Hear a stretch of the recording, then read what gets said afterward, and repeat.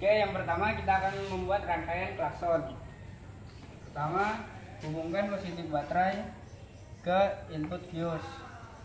Kemudian melakukan pengecekan dengan posisi test pen ke negatif untuk mencari arus positif.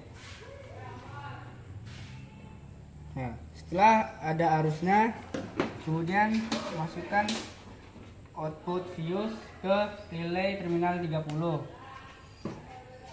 Kemudian masukkan 87 ke beban positif beban. Kemudian masukkan 85, hubungkan 85 ke saklar klakson. Setelah itu masukkan saklar klakson ke positif.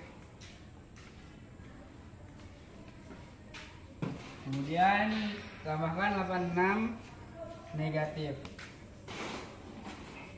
Setelah itu tambahkan negatif beban ke negatif.